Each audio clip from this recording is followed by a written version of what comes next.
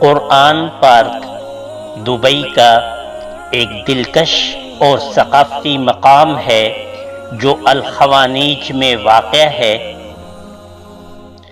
جو قرآن میں بیان کردہ معجزات کی ایک جھلک پیش کرتا ہے۔ اس میں ہوتا ہے جو 64 ایکڑ وسیع و عریض رقبے پر پھیلی ہوئی ہے۔ یہ کالم نور حسین افضل کی کتاب قلم کی قسم سے ماخوذ ہے۔ مزید ویڈیوز کے لیے چینل نور حسین افضل آفیشیل کو سبسکرائب کر کے بیل آئیکن کو پریس کر دیں تاکہ ہماری نئی آنے والی ویڈیوز کی نوٹیفیکیشن آپ کو بروقت مل سکے۔ دبئی پارک کے 4 حصے ہیں۔ Number 1 green house. جی محترم نور حسین افضل صاحب، یہ ہم کس جگہ پر ہیں اور اس کی کیا شناخت ہے اس جگہ کی، اور یہ کس وجہ سے زیادہ مشہور ہے، اس کے بارے تھوڑا سا ہمیں بتائیں۔ آج ہم ایک ایسی جگہ پر موجود ہیں جس کو دنیا میں ایک یونیک مقام حاصل ہے، اور یہ دبئی میں الخوانیج کا ایریا ہے، اور اس پارک کو کہا جاتا ہے قرآنک پارک۔ اور یہ ہمارے بیک سائڈ پر جو ہاؤس ہے اسے گلاس ہاؤس کہا جاتا ہے، اور اس گلاس ہاؤس میں وہ پودے اور ٹریز جن کا ذکر قرآن و سنت میں موجود ہے، ان پودوں کو انہوں نے وہ ڈگری سینٹی گریڈ کا انوائرمنٹ دیا ہوا ہے جس میں وہ پودے خراب نہ ہوں۔ تو یہ دنیا کا پہلا وہ پارک ہے کہ اور یہ دنیا میں ایسا ممکن بھی نہیں تھا کہ ایک ایسے مقام پر جہاں سارے پودے، سارے ٹریز ایک جگہ جمع کر دیے جائیں، ان کو دیکھ لیا جائے۔ دبئی حکومت نے، دبئی گورنمنٹ نے، اور اس میں کوئی شک و شبہ نہیں ہے کہ جو دبئی کے رولر ہیں شیخ محمد بن راشد المکتوم، یہ ان کا ایک عظیم الشان کارنامہ ہے کہ انہوں نے قرآن و سنت کے تمام ٹریز کو اس گلاس ہاؤس میں جمع کر دیا ہے، اور اسے قرآنک پارک کے نام سے عنوان کر دیا گیا ہے۔ پوری دنیا میں ایسا کوئی پارک موجود نہیں ہے۔ گرین ہاؤس نباتات کے شوقین افراد کے لیے ایک لازمی سائٹ ہے، اور یہ پارک کے عقب میں واقع ہے۔ گرین ہاؤس اسے شیشے کا گھر بھی کہا جاتا ہے۔ اس میں 29 پودے اور درخت ہیں جن کا ذکر قرآن مجید میں موجود ہے۔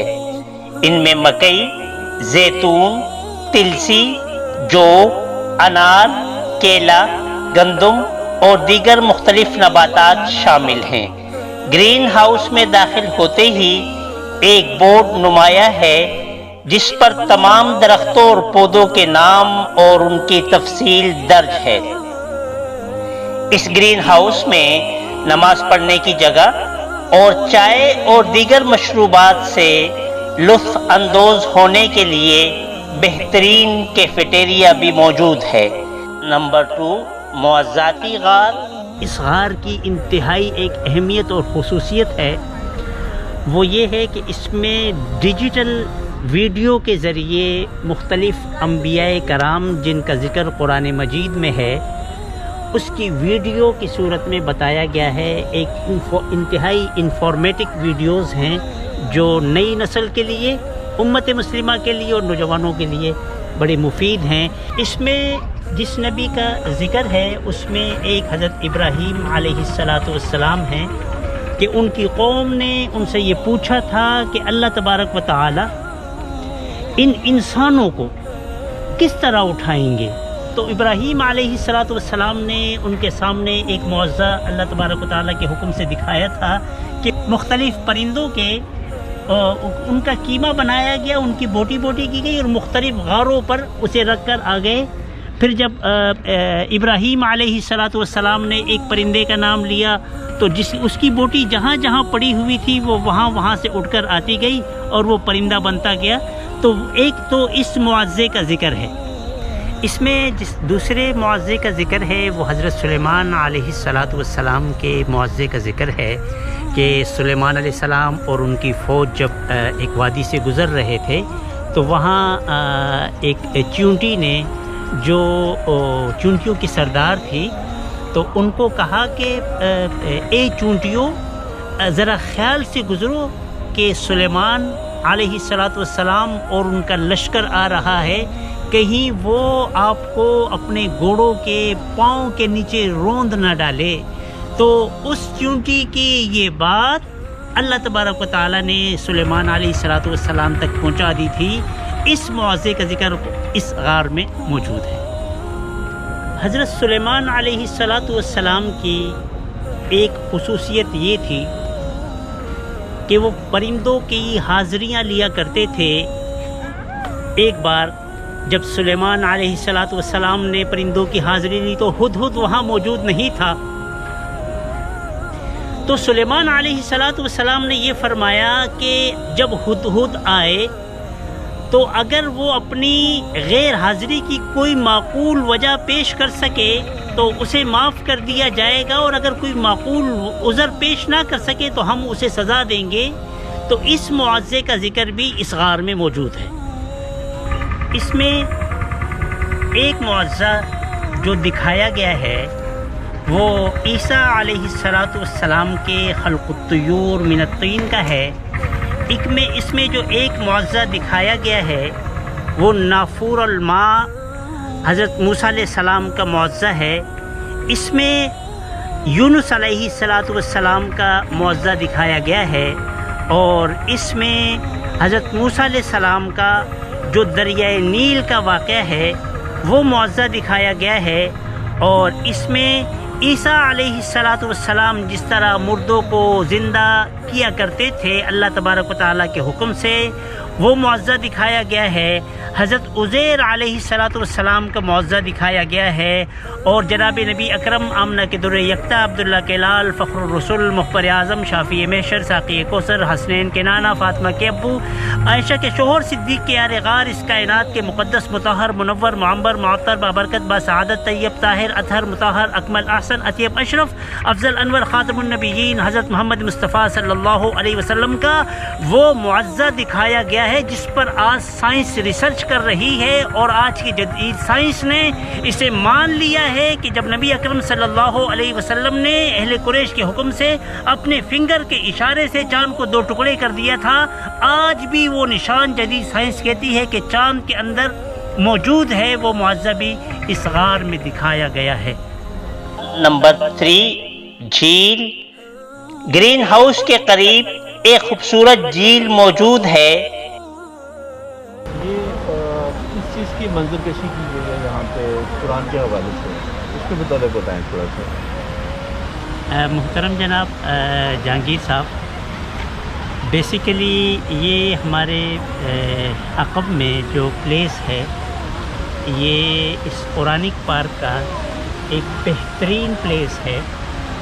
اور یہ مقام دراصل قرآن کے اس واقعے کی طرف نشاندہی ہے کہ جب موسیٰ علیہ السلام کی قوم اور فرعون جب ان کے مظالم بڑھے تو ایک وقت آیا کہ موسیٰ علیہ السلام اپنی قوم کو لے کر چل پڑے، اور پھر فرعون اور اس کے حواری اور اس کی فوج پیچھے پیچھے چل پڑے.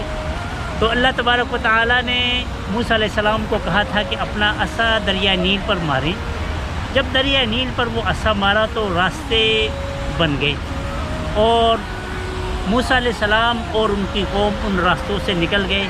بڑا عجیب واقعہ ہے کہ موسیٰ علیہ السلام کی لشکر کا آخری آدمی جب دریائے نیل کو پار کر گیا اور یہاں سے فرعون اور اس کی فوج کا آخری آدمی دریائے نیل کے حدود کے اندر چلا گیا، تو جب موسیٰ علیہ السلام نے لشکر کو اپنا عصا مارا تھا تو راستہ بن گیا تھا، موسیٰ علیہ السلام نکل گئے، یہاں سے فرعون کی ساری فوج دریا نیل کے اندر چلی گئی، تو اس کے بعد اللہ تبارک و تعالیٰ نے دریا نیل کو حکم دیا، وہ مل گئے، اور اس طرح جو ہے وہ فرعون اور اس کی قوم دریا نیل میں غرق ہو گئی اور موسیٰ علیہ السلام پار کر گئے۔ یہ جو بیچ میں منظر کشی ہے، بیچ میں پانی کے درمیان راستہ بنایا گیا ہے، یہ دراصل اس واقعے کی طرف نشاندہی ہے۔ سبحان اللہ۔ یہ جھیل دو حصوں پر منقسم ہے۔ جھیل سانپ کے معجزے کی علامت ہے جو اس وقت ظاہر ہوا تھا جب موسیٰ علیہ السلام نے خدا کے حکم سے دریا پر لاٹھی ماری، جس میں راستے بن گئے۔ موسیٰ علیہ السلام اور ان کی قوم اس میں گزر گئے اور وقت کا بادشاہ اور اس کی فوج اس دریا میں غرق ہو گئے۔ نمبر 4، باغات۔ سرسبز و شاداب لائن میں ایک جھیل کے علاوہ 12 اسلامی خوبصورت باغات ہیں اور ان میں 12 سے زائد خوبصورت پودوں کے ذریعے ان کی تزئین کی گئی ہے۔ ان میں انجیر، زیتون، کالے بیج، ککڑی، دال، ادرک، کھجور، انگور، تلسی، لیموں اور انار کے پودے اور درخت ہیں۔ خوبصورت عربی خطاطی سے مزین فن پارے جگہ جگہ آویزاں ہیں جن میں ان باغات کی مکمل تفصیل اور پودوں کے فوائد مذکور ہیں۔ اس پارک کے اوقات یہ ہیں: ہفتہ سے جمعرات تک صبح 9 بجے سے رات 9 بجے تک، اور جمعہ کے دن 3 بجے سے لے کر رات 9 بجے تک۔ پارک کے باہر وسیع و عریض فری پارکنگ کی سہولت موجود ہے۔ اللہ تبارک و تعالی دبئی کے حکمران شیخ محمد بن راشد المکتوم کو جزائے خیر عطا فرمائے اور انہیں اسی طرح کے مزید فن پارے امت مسلمہ کو دینے کی توفیق عطا فرمائے۔